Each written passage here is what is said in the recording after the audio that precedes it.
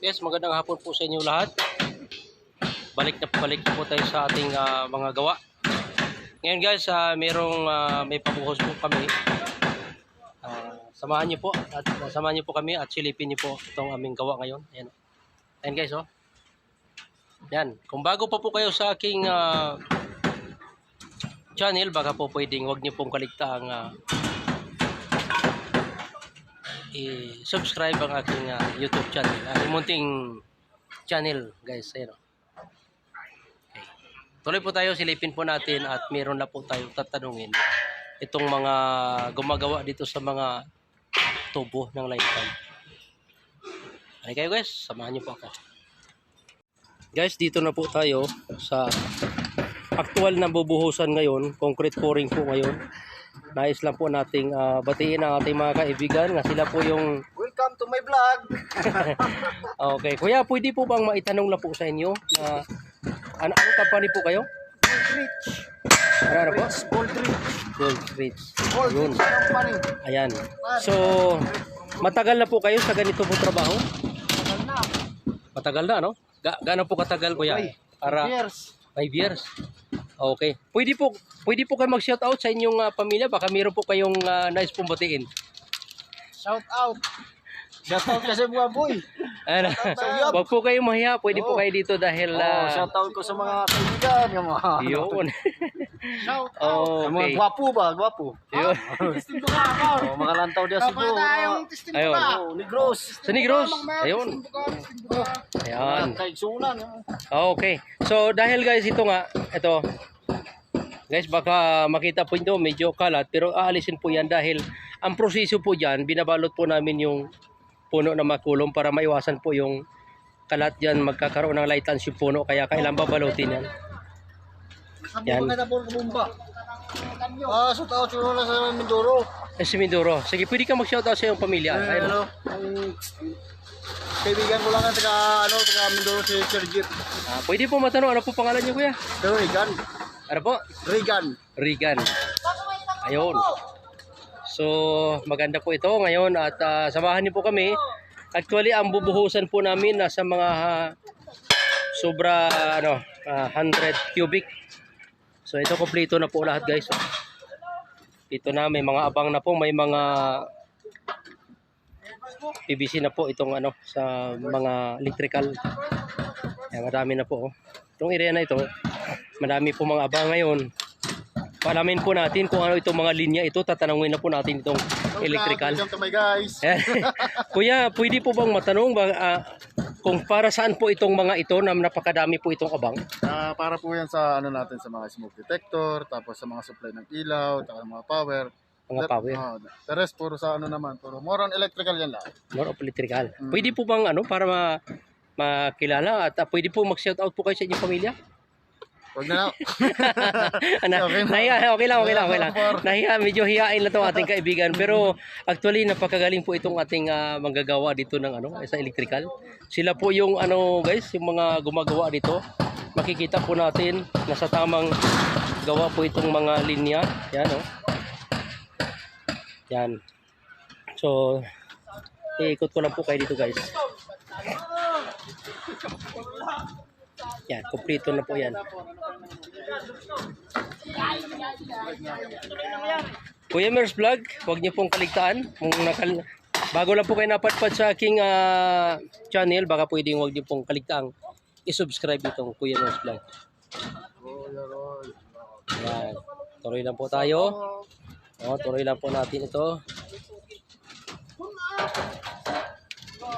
Ayan guys. Alam mo, ito yung good ideas na dapat hapon po talaga ang concrete pouring para maiwasan po natin sobrang init. Ito medyo malamig. Ngayon, mayroong nagdadala ng pala. Kailangan na po natin lapitan. Ayun Pwede po kayo mag-shoutout sa pamilya nyo. Interviewin natin ito. Shout out sa ang probinsya sa Canada.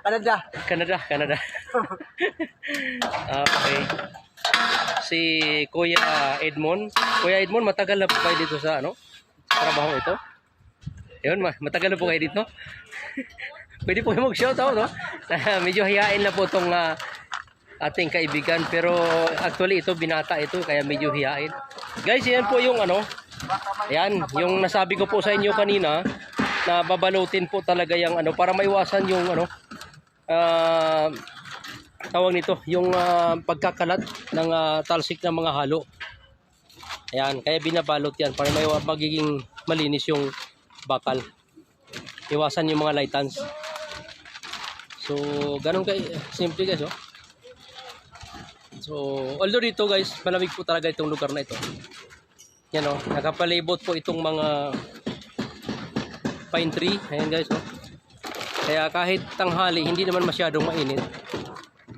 Ayan. Yan, yan po yung proseso guys. Yung itong binubuhusan ito guys, area ito. Yan, nakapalibot po itong mga barikit. Ayan, oh, para maiwasan po yung pagkahulog kasi yun po yung importante po sa pagsa building. Yan. So, line pump po ito guys, yung ginagamit namin. So, naroon po yung truck, yung mixer doon sa bahaging yun. Dito ililinya na lang po ito papunta rito. So, una yung buhos dito sa area ito. So, yan lang po guys at maraming salamat po. Nawa ay magustuhan niyo po aking video ito at subscribe na lang po. Maraming salamat po sa inyo lahat yan.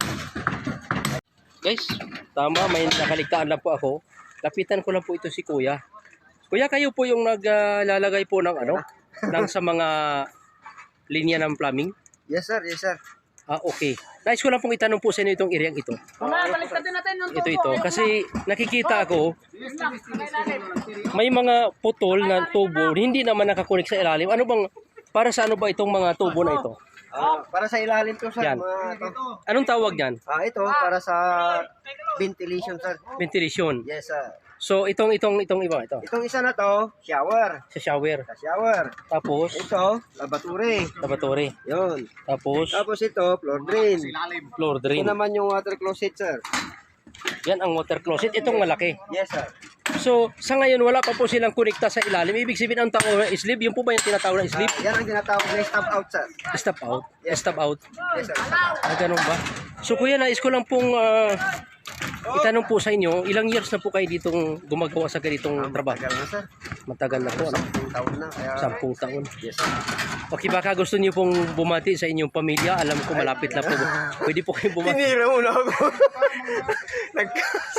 Sige, pwede po kayong bumati. Sa akin. Actually, si Kuya, simple, sa totoo lang. Wala na. Actually, simple si Kuya. Pero ang totoo lang, ang anak po nito ay may ano na po ito. Ano po yung sa anak niyo ngayon? Teacher, saka Teacher at yung police actually. Yes, actually ang anak po niya ay police na po at engineer. So may engineer na po siya guys, kaya hindi po biro na ito po pasok. May kanya-kanya po kasing talent ang mga pumapasok sa ganitong trabaho. So yun lang po at yan guys, dumating po yung engineer po dito ng sa electrical.